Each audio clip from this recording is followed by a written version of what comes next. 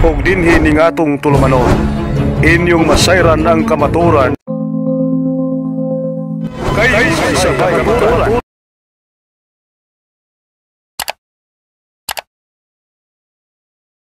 Huwag kang gagawa ng imahe ng anumang nilalang.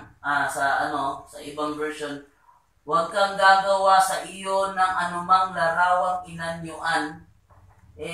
Sasabihin nila, yung ating larawang inanyuan din yan. Pero kung titingnan mo yan, sa yung Old Testament, written in Hebrew, panahon ni Kristo, ito'y naisalin sa Greek, ang tawag doon Septuagint. At saka sa Greek nitong Exodus 20 verse 4, ang nakalagay po ay hindi ekonon. Ang nakalagay ay eidolon. Ibig sabihin, Diyos-Diyosan. Yung sa atin naman, ang tawag dyan, ekonon or icon. From Greek, ekon. Ekonon. Hindi siya ekonon, idolon siya. So, napakawala sa sentido po sa Biblia na yung Exodus 20 ay gagamitin mo para gawing mali yung yung imahe ng Katoliko. Karang ganito, naniniwala ba kayo na lahat ng pirana ay isda? Hindi. Ha? Lahat ng pirana ay isda, hindi kayo naniniwala? Mayroon ko rin na. Hindi na. Lahat ng piranha, isda. Wala namang piranha na hindi isda. Pero hindi lahat ng isda, piranha. Diba? Amen. Ngayon, yung sinasabi nilang Diyos-Diyosan na nakalagay dito sa Exodus 20, hindi naman it doesn't follow na kapag larawang inanyuan, Diyos-Diyosan na. Dahil kung babasahin naman natin yung sa Exodus 25 verse 18, ayon pa rito na din sa salin ng Living Bible, ang sinasabi dito 25 verse 18, then make 2 statues of guardian angels using beaten gold. Pag sinabi estatwa, larawin na yung ano yan? Tangin mo. Paminonin mo. Pag ingog estatwa, kinulit ng alaraw na din. Kinulit? Kinulit. Sa tingin mo ba yung estatwa, ini-okay ba yun para maging estatwa? Tingin mo. Pag sinabing inokit ba, Diyos-Diyosan na kaagad? Hindi. Kasi dito sa Exodus 25, ang Diyos mismo nag-utos kay Moises, make 2 statues of guardian angels. Ibig sabihin, hindi pa lahat ng mga larawang inanyuan bawal. Sinasabi lang nilang bawal para lubayan natin yung ganito. Ipaiwan. Talikuran. Yung iba, talagang ginigiba nila sa harap pa ng mga miyembro. Binabasag nila, pinagpapasag yung mukha. Tsaka kung natatandaan nyo yung nangyari doon sa Marawi, yung binomba yung simbahan, pinasok ng mga rebelde, pinagtutumba yung mga rebote doon, pinanghahampas sila ng sabi nila yung mga larawan, mga Diyos-Diyosan daw. Pero hindi. Pero hindi lahat ng monumento Diyos-Diyos. Yung larawan monumento ni Si Rizal. Dr. Rizal. Wala tayo maniniwala na Diyos na yung mga larawan. Bonifacio, larawan ni Bonifacio. Isa ng mga bayani uban. Daguhoy. Dr. Si Rizal. Halimbawa, ganito.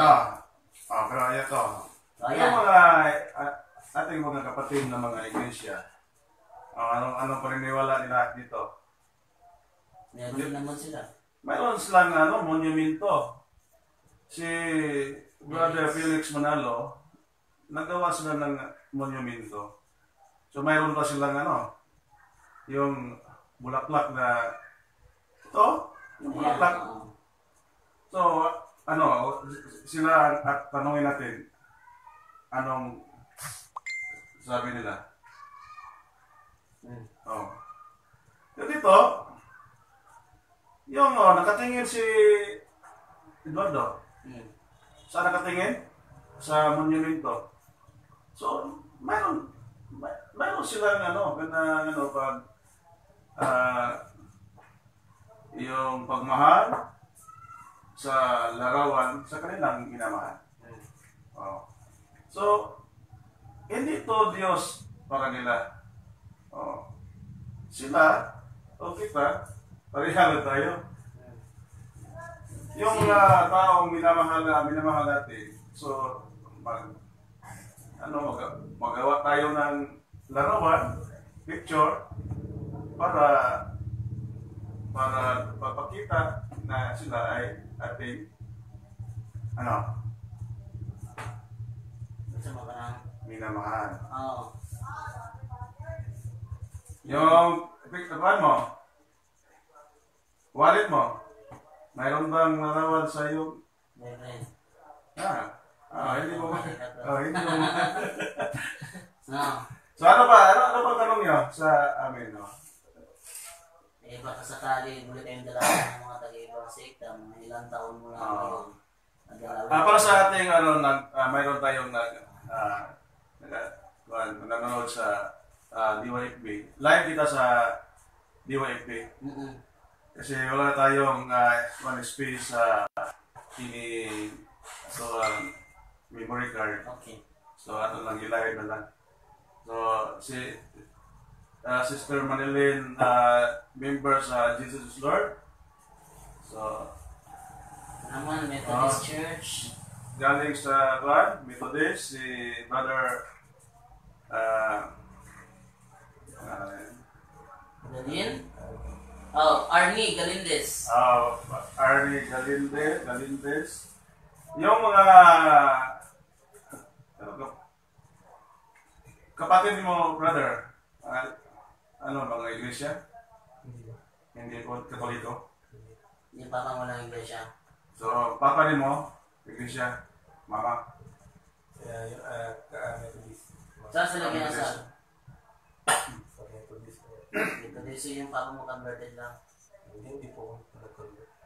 Yung papa mo converted lang ng iglesia ni Cristo. Hindi pa, simula Handog siya. Tapos nagpakasal siya sa Methodist. Buti pumayag yung mga ministro. Hindi pa kasi siyempre titiwalan niya pag So, natiwalag siya. Ngayon, nasaan siya ngayon?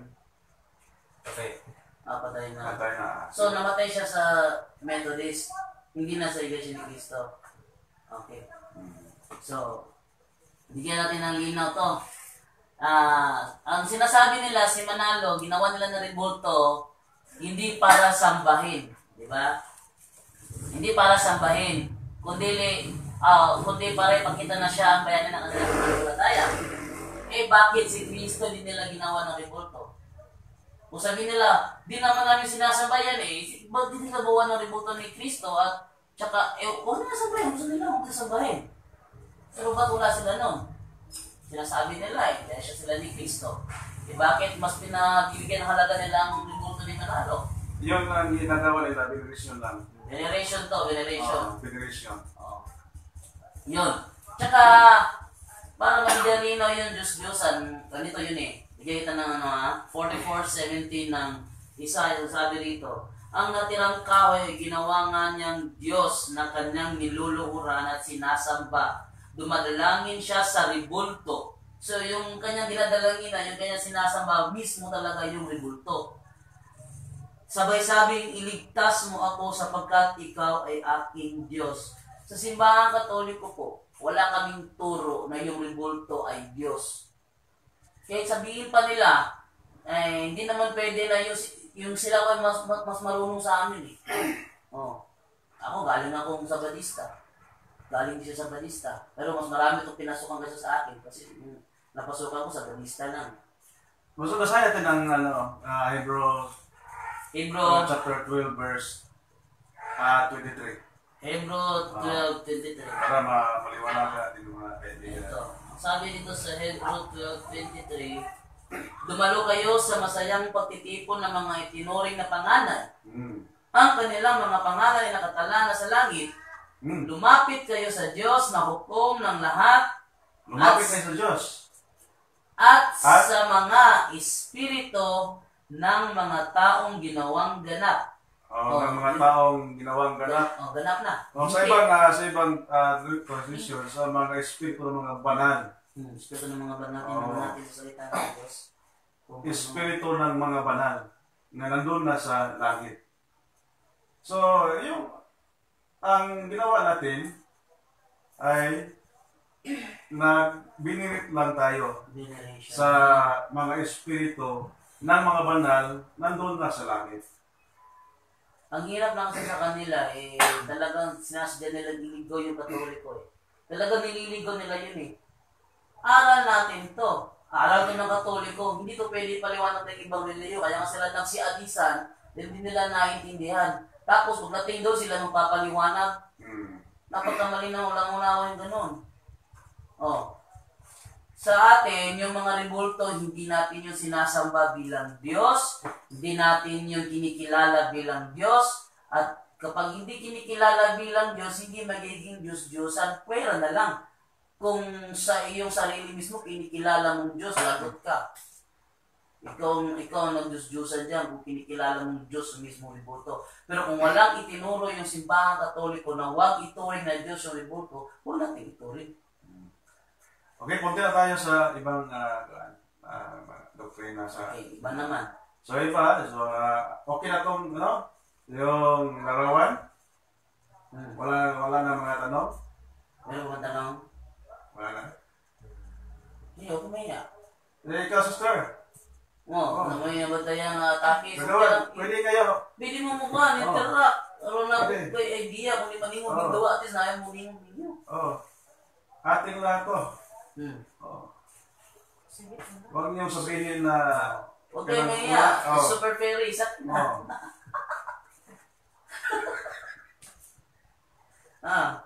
Ano ba? Yung ama, anak, sa espiritu, ano po ba sila? Pantay po ba sila? Yun. Okay. Sa nature, pantay lang sila.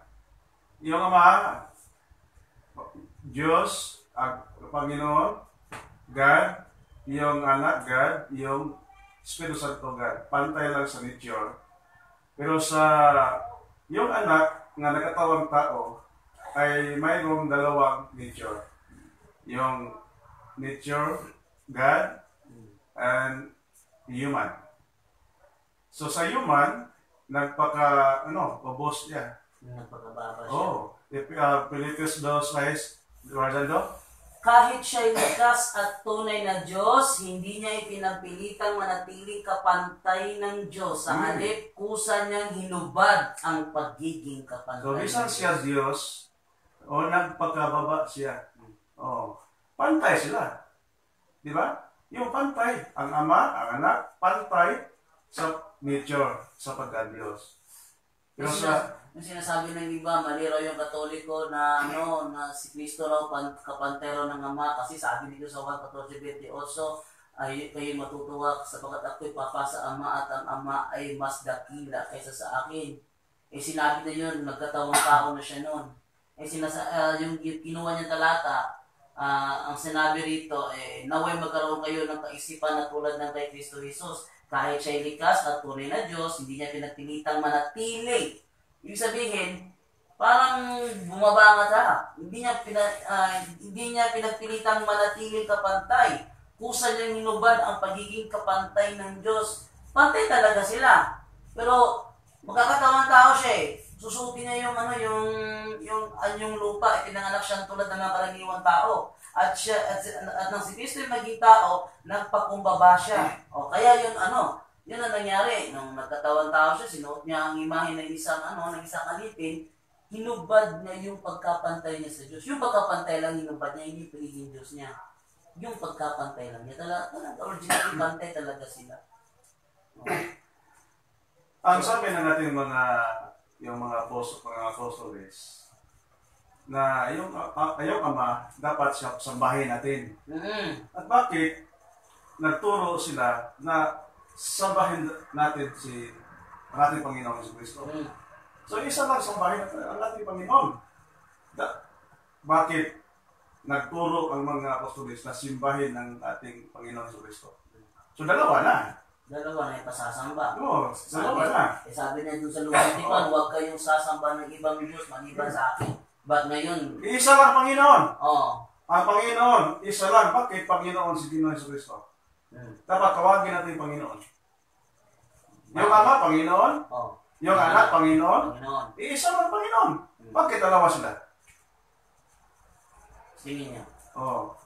Yung mga kapatid natin na mga iglesia, ang sabi nila, yung Diyos, ang Ama, yung Anak, Panginoon lang. Oh, isa lang Panginoon.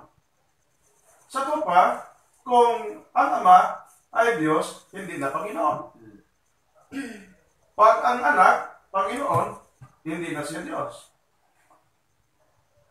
So, yung mga tinuturo nila sa atin ay hindi ito makabigay sa atin ng tukmang paliwanag. No? So, dito lang sa Iglesia Katolika,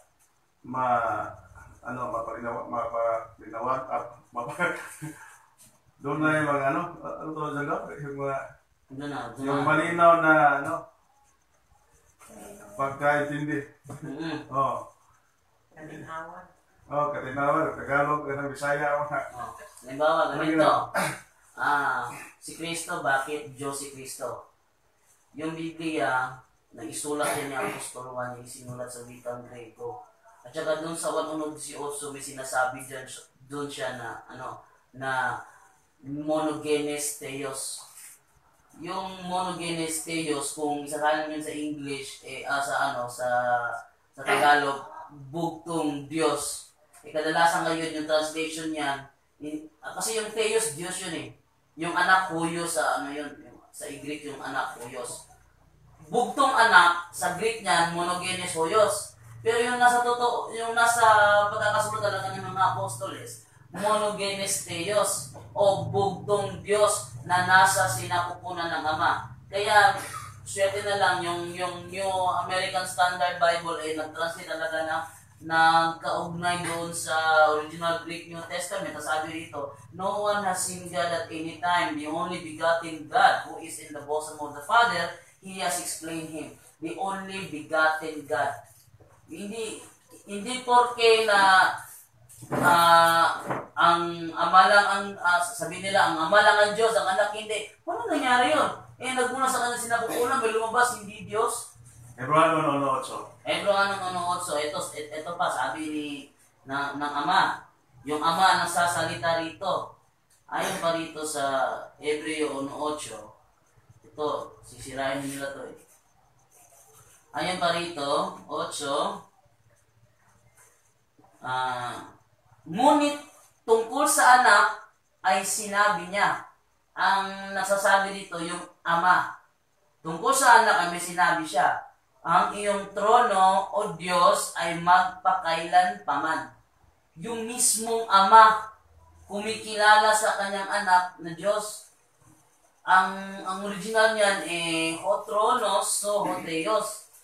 Na kung isasalin mo yon sa English, Ho Tronos, the throne, So Ho Theos, of you, O God, o ibig sabihin, ang trono mo, O Diyos. Tama yan. Pero binabaliktad nila yung ibig sabihin, ginagawa nilang ang iyong trono ay ang iyong Diyos. Binaligtad. Yung Ama pa ang ginawang upuan ng Anak. Pag tawagin natin Panginoon, si Ginoong Jesucristo, dapat maniwala na to na Diyos yan. Kaya yung synonymous ng Panginoon, Diyos, di ba? Basahin mo sa Salmo chapter 100 verse 3. 100 verse 3. Ang ating Diyos, ito'y dapat na malaman. Tayo'y kanyang lahat. Tayo'y lahat ang nilalang. Lahat tayo'y bayan niya, kabilang sa kanyang kawan. Ang Panginoon ay ating Diyos. Ang Panginoon ay ating Diyos. Ang Panginoon. Ang Panginoon ay ating Diyos. Sa ba? Pag Panginoon, ang ating Panginoong Jesucristo, kung tawagin ng Panginoon, ay siya ang ating Diyos. Isa lang ang Panginoon eh. Sasabihin nila, Brother Edgar, na mayroong mababasa naman na si Kristo ay ginawang Panginoon. Yes, itawag ng Panginoon kasi ginawang Panginoon. May gumawa sa kanya na maging Panginoon. Ano man sabi mo ngayon dyan? Kita ang nagtawag ng Panginoon. Kita mga tao ang magtawag sa Kanya. Okay. Ang babasahin nila yung mismong ang Ama ang gumawa sa kanya ng Panginoon. Itong si Kristo ay ginawang Panginoon. Kalimutan ko lang kung anong talata yun. Nasa gawa yata yun. Nasa Acts. Kalimutan ko lang kung anong talata. Okay, mayroon bang ibang tanong sa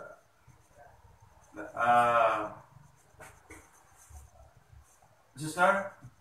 Tanong mo. Kapitan? Itong kapitan, oh. Marami pa akong hindi ko. Ano te, pumunta na natin, kapitan na ba te, masulungan din yan kuhan. Pitok-pitok na itong mata. Brad, kung dili ko mamuros, dili ba ta tawag ka kung ikaw kung manetag si Lord. So, hindi lahat ng tao kung hindi mangulos ay hindi nakatoliko. Mayroong tao hindi mangulos dahil walang kamay. Yung putol ng kamay. Di ba? Pero, pag bininyagan ka sa ating simbahan, tawagin kang Katolik. Catholic. Oh. Catholic, ano ba? Yung pagpangulos sa practice. Mayroong taong hindi makapractice ng pangulos dahil walang kamay. Yung pala yung may kamay. Gaya niya, may kamay. Pag mayroon tayong kamay, hindi po lahat na hindi mangulos ay hindi na Katoliko. Kaya mayroong taong bininyagan na wala mag-practice ng pangulos dahil wala siyang alam. Maraming tao doon sa malayo na walang alam sa pangulos. Yung iba naman pinahihiya yung yung pag-sign of the cross. Halimbawa, mga kamag-anak niya, ibang relihiyon, nagkaisa sila sa hapagkainan. Yung isa lang timahan natin sa dapat Katoliko siya, bininyagan siya ng ating simbahan. Mahiya. Minsan nga ito, pumunta kami doon sa Murmus dyan. Pumasok kami dyan, kasama yung mga bata, yung mga sakristan. Pumasok kami doon. Pag sinabing, pray po tayo kapatid, talaga sinabi ko sa mga bata, huwag kayong mahiya. Sign of the cross kayo, Katoliko kayo, kayo kahiya yan. Yan, nagsigilatan yung mga mata ng mga andon kasi para nilitaw nila na kung nasa baluarte kami nila, bawal kami mag-sign of the cross, hindi yun. Kung talagang babatayin natin yung mga patakaran, bisita lang naman kami. Hindi kami under sa nila, hindi kami obliged na sumunod sa kanilang paniniwala. Kung kayo nahiya, mag-sign of the cross kayo, ano kayo kung nanonood sila? Yung mga bata, may nahihiya, parang umaakmang mahihiya mag-sign of the cross, nag-sign of the cross. May nahiya. Dapat kayong proud na, palatandaan niyo yan. Sister, hindi ka ba nahiya na mag-sign ng cross? Hindi nahiya, malakas nga. Gawin mo. Oo. Dapat mayroong salita. Dapat ang iyong pagpangulos, mayroong salita. Sa ngalan ng Ama, Anak, ng Espiritu Santo. Yung cross is pinaka-bililhon. Strongest weapon against Satan. Kung mayroong salita. Yung Ama, Anak, ng Espiritu Santo. Yung tatlo, yung Diyos natin. Ama, Anak, Espiritu Santo. Mister, tanong? Taas mo ng oras, 8:24 pa. Magkahunat mo yung tubag. Hindi ka magtanong sa amin bakit nandito ka. Ngayon, ang mangutan na at least kabalutan na naminaw gid mo. Nya, posible kayo sa inyo, ang daily life, wag mo na kayo sa katulad laing reliyon. Tapos na kita mo sa mismong laing reliyon. Posible kayo nga wala mo na duawa din. Sa Isaiah may adlaw din niya diya, sister. Niya may karon magsay-say niyo pulong sa Ginoo. Kanya pagbasa diretso sa Bible, mingon diretso kanyo ributo, tumi patantang dili na maayo. Inyong kuan. Dili man taw mamamere, kay Kristo mismo wala na taw mamamere. Wala taw mama. Nya ano magmama man mo. Importante sa Ginoo, relasyon, dili relihiyon. Ano sayo tungkol diyan?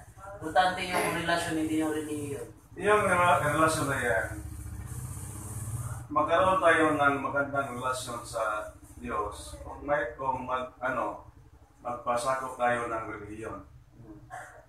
Yung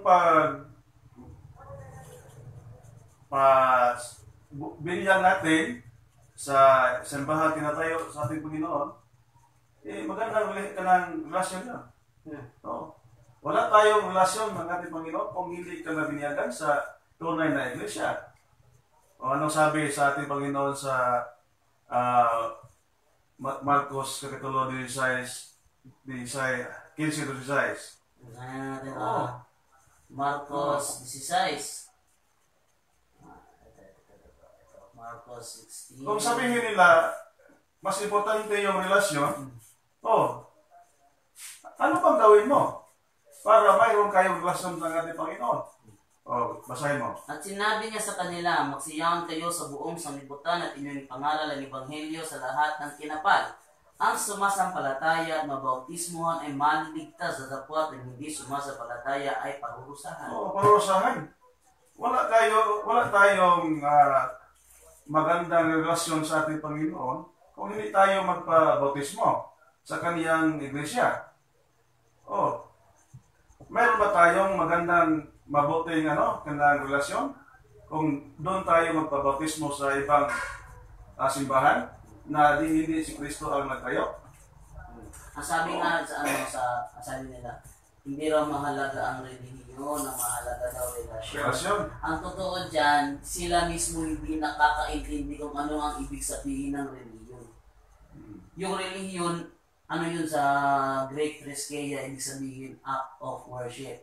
Kung wala kang relihiyon, wala kang worship. Paano ka magkakaroon ng relasyon sa Diyos kung wala kang worship? Wala kang relihiyon. Sabi nga sa Santiago 1:27, ang dalisay na relihiyon. Sabi nila, wala tinuturo ng relihiyon. Ito, ang dalisay na relihiyon at walang dungis sa harapan ng ating Diyos at Ama ay ito. Dalawin ang mga ulila at ang mga babaeng baho sa kanilang kapigatian at pag-ingatang walang dungis ang kanyang sarili sa sanglibutan. Yung palang pagbabanal, yung pagre-relihiyon, pagtulong mo sa kapwa, sabi ni Kristo, kahit na anong iyong gawin sa pinakambaba kong kapatid ay ginagawa mo sa akin. Kung ikaw ay mapagtawang gawa, pagre-relihiyon na yon. At kapag ginawa mo yon, nakikipagrelasyon ka. Kaya yung nasasabi na hindi mahalaga ang relihiyon, dapat relasyon, they are talking out of ignorance. Hindi nila naintindihan. Ba't nila natutuwa, hindi mo nila maintindihan. Yung relihiyon at relasyon, sama-sama itong dalawa. Hindi pwede paghiwalay natin ng relasyon at saka relihiyon. Para nila, hiwalayin natin ang ating relihiyon, pupunta doon sa ibang relihiyon, kaya doon mayroong mabuting relasyon sa ibang grupo. Ang mangyayari doon masusuklam na kayo kay Mama Mary pag nandun na kayo. Wala tayong mabuting relasyon pag yung ina ng ating Panginoon. Halimbawa ganyan, ikaw, malapit ka na ikasal, di ba? Pag nakasal na kayo, anong tawag mo sa mama? Mama? Ay, sa mama niya? Anong tawag mo? Sagutin mo. Kung naikasal na kayo, anong tawag mo sa nanay niya? Inay. Siyempre. Inay. Ibig sabihin, may relasyon na kayo niya. Dahil merong atawag sa kanyang nanay, mama na. Ngayon ito, sinasabi sa Bible yung iglesia, yun ang mapapangasawa ni Kristo. Si Kristo yung asawa at yung kanyang mga pagkakasawa ay iglesia, yung church. Ngayon, kung ang iglesia papangasawa ni Kristo, ano ang dapat na itawag ng iglesia sa kanyang nanay? Inay. Mama! Mama. Kaya pag sinabi yung Mama Mary, ikaw ang may relasyon kay Kristo, hindi yung sa kanila. Na nakikita mo sa Facebook, pinafakyo pa yung libulto ni Mama Mary, binabasa pa nila. Pag sabihin natin na ating Panginoon sa Kristo ay ating kapatid, yan, pwede. Oo. Yung mama ni, Oo. ina ni Jesus Christ, ina din natin, di ba? Sabi dito, Tawagin natin ina si Mama Mary dahil si Jesus Christ ay ating kapatid. Hindi lang kapatid, Panginoon. halimbawa ganito, ayon sa unang Pedro 17, igalang niyo ang lahat ng mga tao. Kasama sa Mama Mary doon. Hindi pwedeng hindi kasali siya, yung tao yun.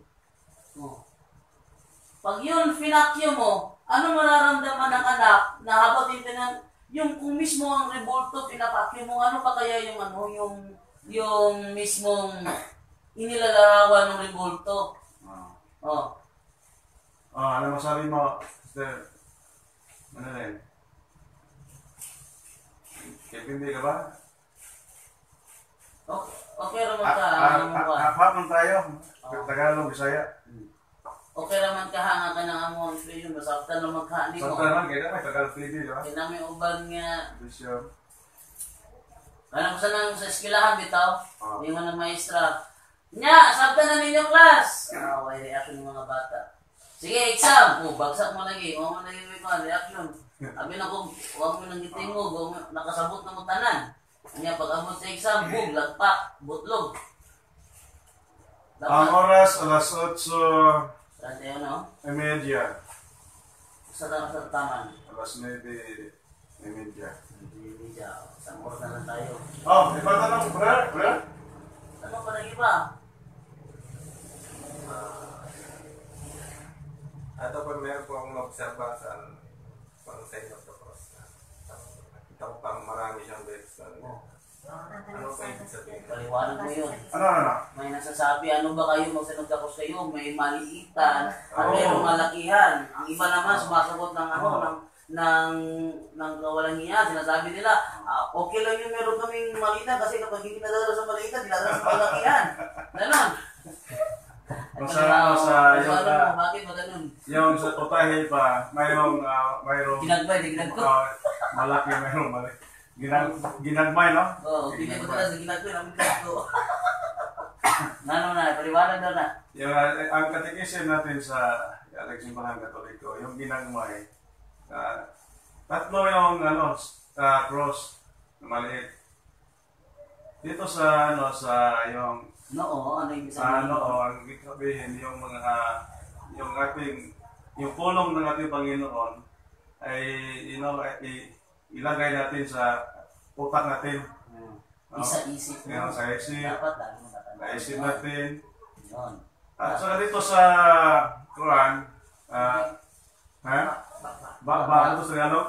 Bibig. Bibig, no? Ano? Ito sa bibig. Ay, yung pulong ng ating Panginoon ay ating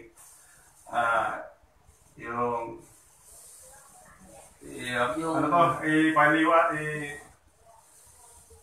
Kuha natin. Sangyaw. Oo. Hindi yung putang Yeah. na nalililig sa bibig mo. Yeah, dito sa kuhan, dapat yung kasing-gasing natin, sa puso natin, ilagay yung pulong ng ating Panginoon. Tanong Diyos. So, mayroong sign of the cross, yung maliit, sa panahon ng Ebanghelyo. Dito. Dapat parang isa-isip, sa isip, sa salita, at sa gawa. Ayan. Tama yun. Sa isip, sa salita, at sa gawa. Simple yung Tagalog yan. Nasa pa natin mga kabayan yun eh. Nasa pa natin mga kabayan yun. Isip, salita at sa gawa.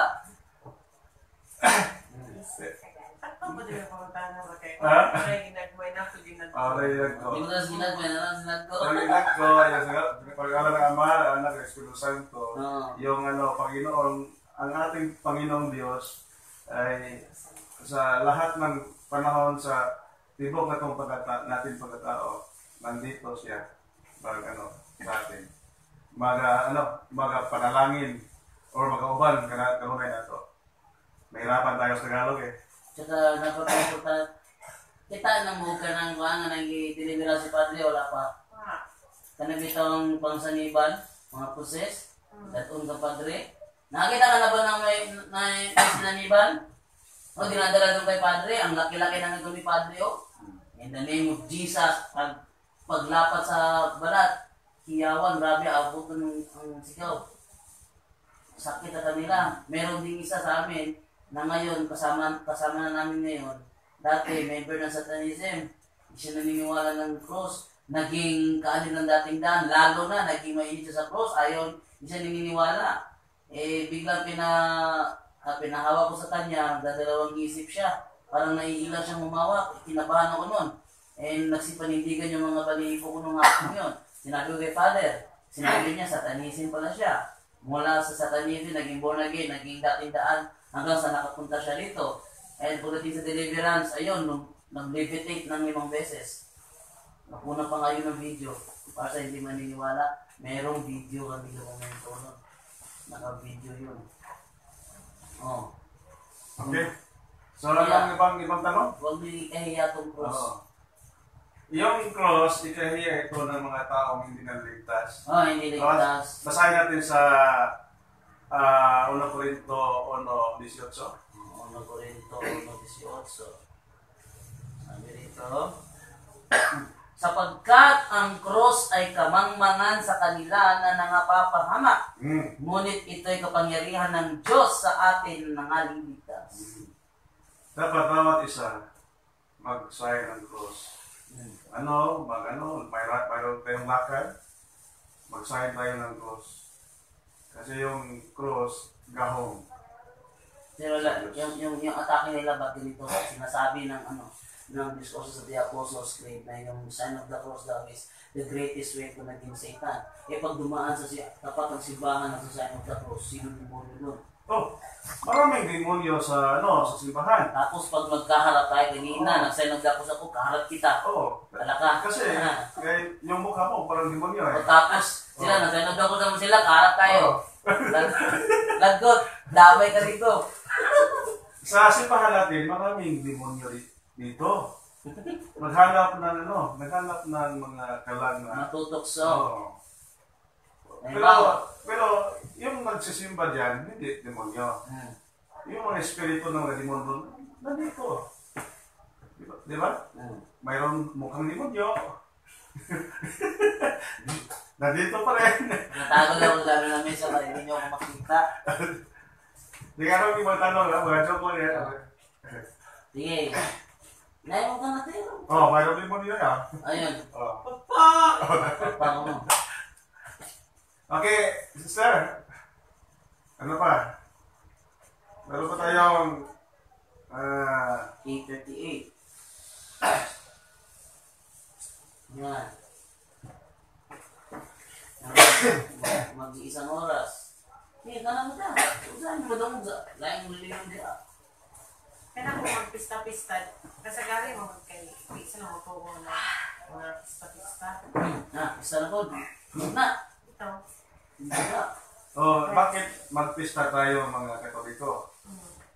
Dahil mayroon tayong yung tatlong pagsimba natin sa ating Panginoon, sa ating mga sa Panginoon, Batria, saka Dulia, Perdulia. Yung pagpista natin, yung mga patron natin, yung veneration lang, yung pagpista natin. Niya, yung sinabi ng ating ni San Pablo sa Hebrewanon 13:7, alalahanin ninyo ang nangagkaroon ng pagpupuno sa inyo, na siyang nangagsasalita sa inyo ng salita ng Diyos. Remember your leaders na katong mga pangulo nato, katong mga apostoles, atos magpistahan, o atong imitate Imitate. Di ba? Basahin mo sa, ano, sa 1 Corinto 11, 1? 1 Corinto 11:1. O 2 Corinto 11, 1 ba na? Sinauna natin na 2 Corinto pa sa 2 Corinto 11:1. Ang dili mao. 1 Corinto 1 Corinto siguro. 11, 1. Tadi sa 11:1 ng 1 Corinto. Maging tagatulad kayo sa akin, na gaya ko naman kay Kristo. Nga, mo tayo masabot na diha sa ating pag-pista, Tagatulad kayo sa akin. yung mga Imitate. nobina ng mga santo, nandyan ang mga yung ginagawa nila yung mga sama San Roque. Nakalagay dyan sa nobina yung mga ano, bakit sila naging santo. Di ba? Yung mga salita dyan na sila naging santo dahil nagawa sila ng mabuti sa kapwa-tao at saka sa ating tayong Panginoon. Yan ang dapat natin i-imitate. Sunduko natin ang ating mga santo para kita ay maging santo. Yun ang talagang turo sa Katoliko. Kadalasan ngayon yung mga membro walang alam sa katekise. Kaya yung kadalasan kung sila yung piyesta, ang nasa isip agad kain. Yun. Yung dapat, Disco, kain. dapat sa katapitan mayroong nobina, mayroong mga nobina, siyang ka mga at gabi na mag-prayer, di ba? Oo. Kung ate, pabalandungan na to, no? Di Tagalog, gamay na kay vocabulary sa Tagalog ba? Nindot i-express umayo ba? Pero nakulangan tayo sa ano. Para ka nagkikipag-boxing Okay. na tinapos yung gabi ng kamay. Ano lang? Hindi ka makalaban nakadapos. Wala sa kanagin. Kulit na. Gusto mong sumunto. Oo. Wala ka, pero hindi. Sa Bisaya pa, i-imitate nato ang mga santo. So, daghan kayo mga nindot nga ilang gipang buhat nga naanabutan diya sa nobina. Dapat atong pamalandungan, no? Pamalandungan kitang sabat mamalandong ta sa ilang mga kaagi para buta mahimong mga santo pohon. Muna nga ato silang i-imitate.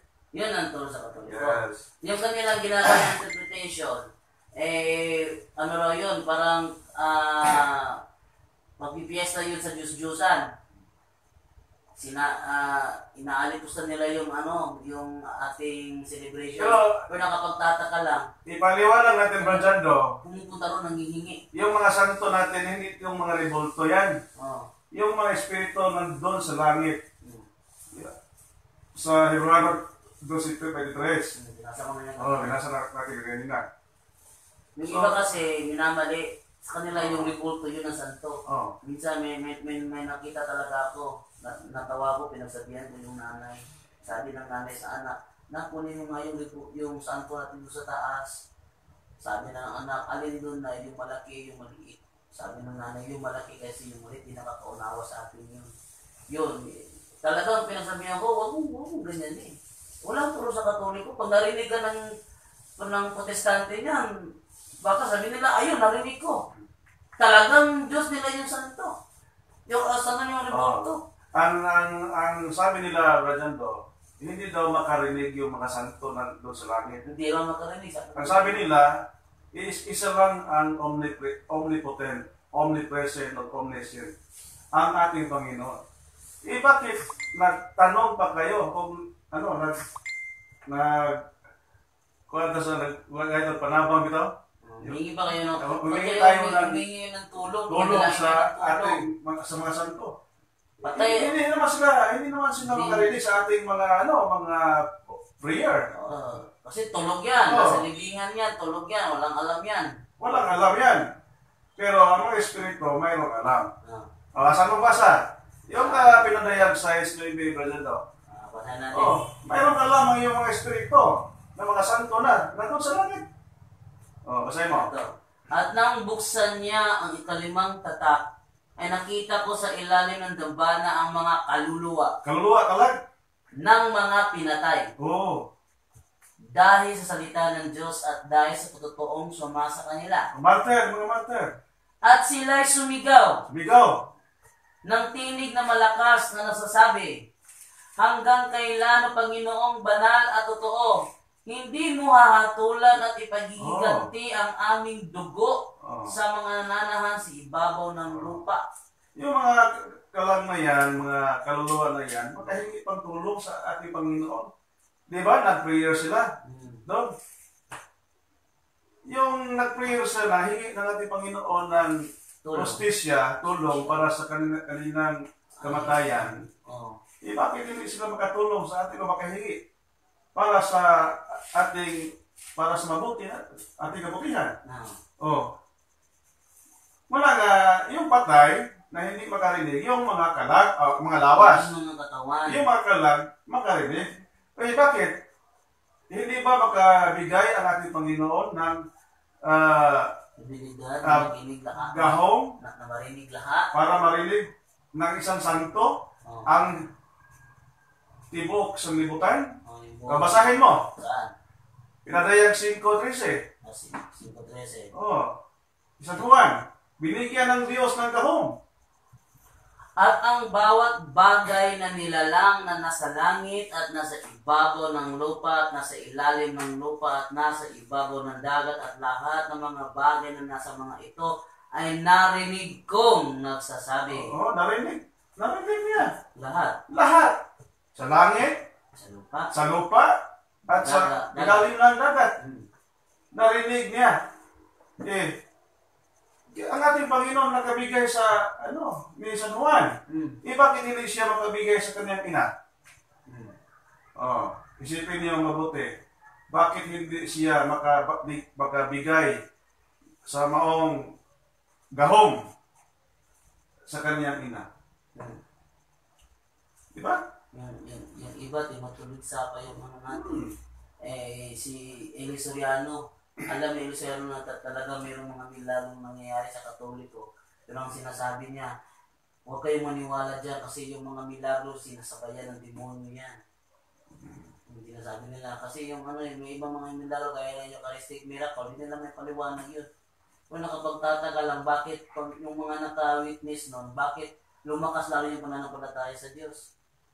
Kung sa demonyo para yun, napakatanga naman ng demonyo yun. Gumagawa ng milagro para yung tao mas lumapit sa Diyos. Hindi. Tanga yun. Hindi ito gawin ni Satanas. Yun nga. Magawa siya ng milagro para mahiwalay tayo. Mahiwalay tayo sa Diyos. Sa ating Panginoon. Hindi yung Bakit magawa siya ng milagro na palapit-palapit tayo ng ating Panginoon? Ano siya? Buo. Parang yung sabatista, sinasabi ng mga sabatista, yung mga sumasamba sa araw ng linggo, hindi sumasamba sa Diyos yan, kundi sa demonyo. Kasi yung demonyo, sabi ng demonyo, huwag kayong sumamba sa Diyos sa araw ng Sabado, dapat sa linggo. Dahil pag sumamba kayo sa Diyos sa araw ng linggo, ako sinasamba nyo. Yung mga puso ng tao, nakikita ng Diyos yan Babasa na niyo yung puso ng tao. Dinadalangin doon sa simbahan, Ama namin na nasa langit ka. Napakatanga naman ng demonyo. Nagagawin yung mga tao, pasasabahin niya sa Ama. Hindi gano'n ng demonyo. Bunga lang yun na pagkikipanatiko nila sa kanilang mga araw na kanilang mga pastor yun. Hindi na ba kayo galaw-gang? Ang lahat ng gawin ng demonyo is pag-destroy. Sa lahat ng plano ng ating Panginoon. Ang ating Panginoon, gawin niyo ito. Di ba? Para sa aking, yung sa Eucharist. Gawin niyo ito para ako inyong alalahanin. Para alalahanin siya. Alalahanin siya. Yung parang remembrance of me. Parang ganun. Bakit magawa siya ng milagro para patuloy tayong mag-alala sa ating Panginoon? Alam niyo ba yung tukol doon? Yung Eucharistic miracle, alam niyo yan? Ikaw alam mo yun? Yung hostia. Yung hostia, naging tunay na laman at dugo. Mula pa noong 750 AD hanggang ngayon, buhay pa yung dugo.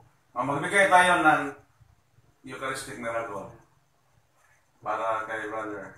Panood mo yun. Oo. Na, hanggang ngayon, buhay pa yun. Nandun sa, sa Italy yata yun. Lanciano, Italy. Cristiano. Nandun yung at saka dun sa Buenos Aires, Argentina. Meron din dun. Dapat tayo mga Katoliko, punta doon tayo sa simbahan matag Domingo para makain natin ang lawas sa ating Panginoon. Ang Diyos na mismo gumawa, nag-intervene ng Diyos, gumawa siya ng paraan para yung mga tao kasi hindi na, naniniwala sa iba nila yun Sinasabi nila, kung totoo na yan ay katawan ni Kristo, ipinasok mo, sabi ni Kristo, lahat na pumapasok sa bibig, dumadaan ay pumapasok sa kanyang tiyan at lumalabas sa dakong daanan ng dumi. Kung talagang Kristo yon, lilitaw na yung Kristo mo doon pupunta sa Mindoro. Sinasabi nila, talagang sinasabi nilang alisin sa ating isip na yung ostia, yun talaga ang katawan ni Kristo. Nagmilagro ngayon. Nagbigay ng yung Panginoon, ng milagro na kahit science hindi may paliwanag paano nangyari mula sa tinapay naging laman at dugo, tsaka buhay. Paano nangyari yan? Ilang taon na? Ikaw kaya magtagal ka ng yung iwan na kapapayat, tinatanggalan yung kanilang puwet ng laman, lagay mo sa isang garapon, magbilang ka lang ng ilang oras, patay na yan. Pero yun, hindi namatay hanggang ngayon, ilang daang libutang ang nakalipas hanggang ngayon, buhay pa yung laman. Okay, so sa ibang makaibigan natin, brother, hindi sabi ng mga kaibigan natin sa ibang pundo, hindi sila kain ng baboy. Di ba? Ikaw, kakain ka ba ng baboy? Huwag kang kakain ng baboy. Sabi nila. Malaki yung baboy. Dapat Kakain ka dahil ihawon ka na ng baboy. Umihaw ka, Pedro! At kakain ka, di ba? Gawin natin putahe. Ano ba putahe baboy? Humba, no? Humba. Yung humba, kain tayo. Mga litson. Pero ang dugo, Yung dugo, hindi kainin pag dugo-dugo na. Yung dugo lang, hindi ito makain, inumin ko. Dugo. Uminom kamo sa ating dugo, di ba? Yung dugo, inumin. yung palang mismo, dugo ni Kristo. Inumin. Oh. Pag putahin na, dugo-dugo, kainin na. Kasi masarap to bawal ka pang dugo. Ha? Pag yung dugo, ginawa ng binubuan, magiging food na yun. Tsaka pag sinabing food, pagkain. Sabi ni Kristo, hindi lahat ng hindi ang magpasok sa bibig siyang makakarumi sa tao. Marcos 17:18. Kundi yung lumalabas, sapagkat yung lumalabas ay nagmula sa kanyang puso, yung galit, yung yun, nakapagpaparumi sa tao, hindi niya kinakain niya. Yun. Si Kristo mga sabi gusto, ito ang aking dugo, inumin niyo ito. Yun. Tayong mga tao ay pag sinabi ng ating Panginoon, umihaw ka, mag-ihaw tayo. Asa mabasa? Buhat 11:5-9. Tayo nang bahala kung anong gawin natin putahe. Yung magputahe natin dugo-dugo. Pag mayroon, kainin natin. Dinuguan. Magbigay lang tayo ng basing sarap, walang masarap. Dapat, dinuguan ay hindi dinuguan. 11:5 hanggang 9. Ako'y nananalangin sa bayan ng Hope at sa kawalan ng diway nakakita ako ng isang pangitain na may isang sisidlang bumababa.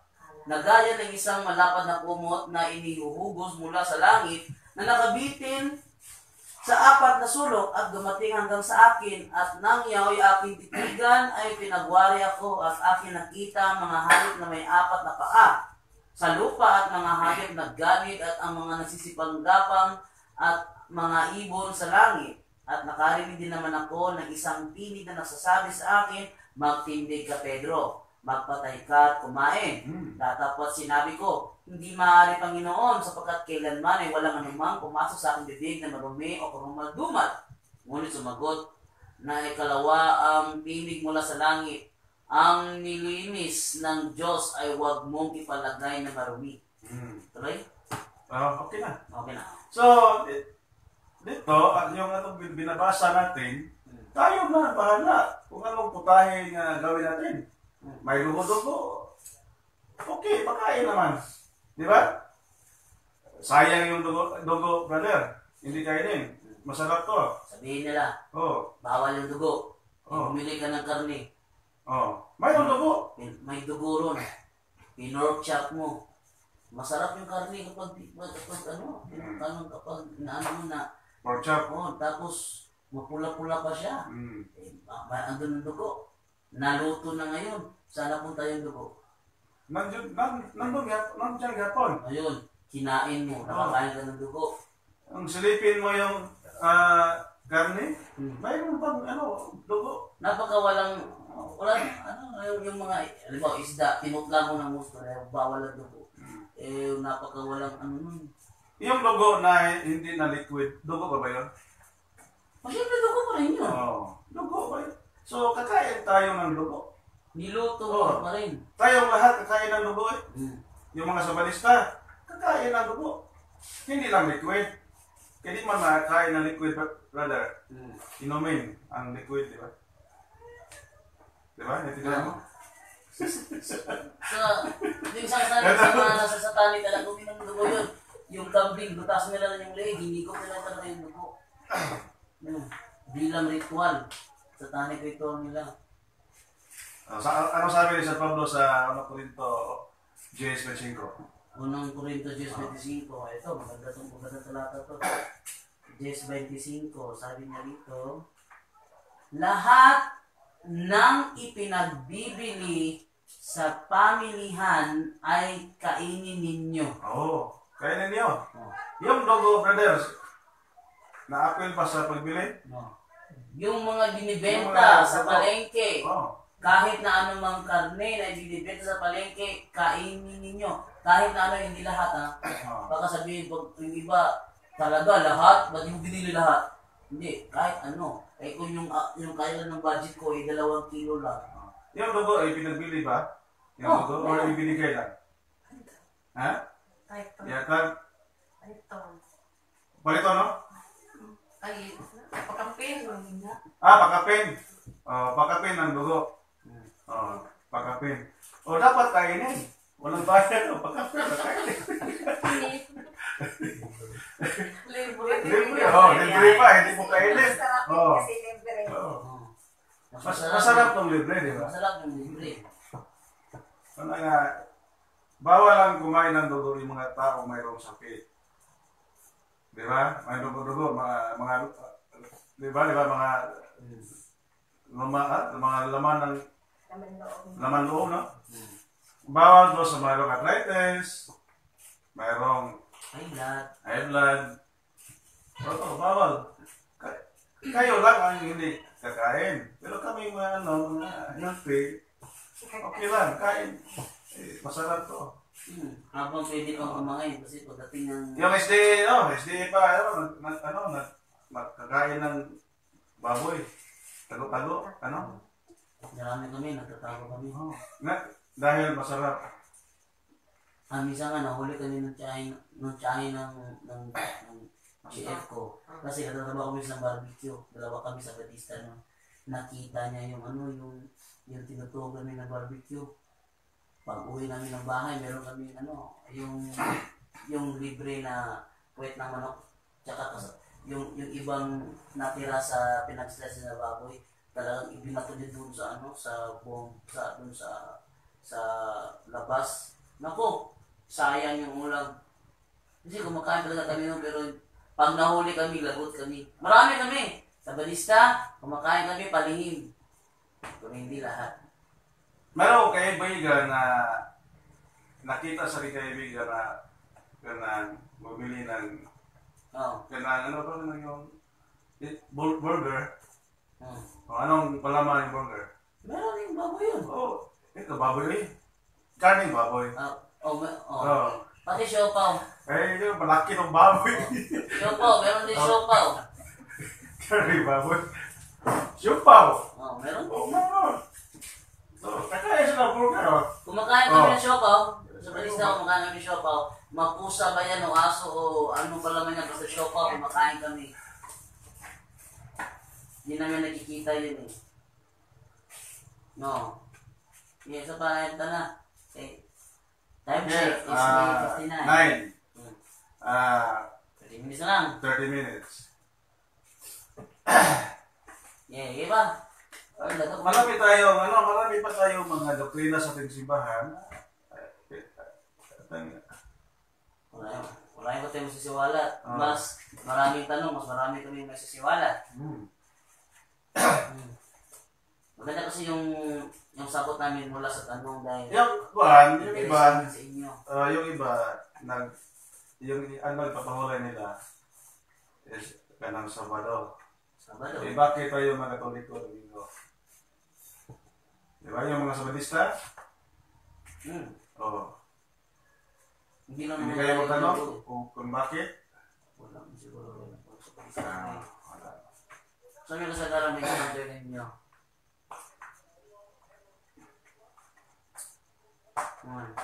Tayo mga itong kapit ka sa inilahat ito, mga Latinohan ito? Lumayra, Gamera? wala lagi. Kailangan ito hon kayo, magseminar ito dito. Kamu may kinalasa dito kay pinangga ko dito. Last, Magseminar tayo apologetics. Kay halos naman na magtunod ng gari kapita. Dito na punta. Kaya aron makadawat mo certificate niya Bible. Kada pamilya na Bible niya sa matag participants na ay certificate mo daw. nang ng Bible dito, nilang mabasa. So, yung... May ba mo nga din sila mabasa kay Dito sa Martan, sa anong Bible. lahi man ang namilya kulang. Dili Hindi kompleto. English, Sayas. Bisaya, very kompleto kay New. Ano yun? Ano yung Bible? Ang kininiya may kompleto. Nga baga. Kailangan kuha ka itong kuha ka mga libro. Ito. Tinanggalin nila to. Mapapansin nyo. Pagkatapos na Malakyas, Mateo agad. ug inyo nang nabati ang mga kamatuoran dinhi ning atong tulumanon kay unsay kamatuoran. Ako lang hinaot nga daghang kamog nakatunan. Daghang salamat.